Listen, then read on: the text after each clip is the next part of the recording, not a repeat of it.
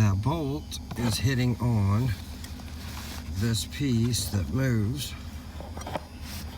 It moves up and then it grinds on that right there when you turn the steering wheel, and I'm just pushing it back down.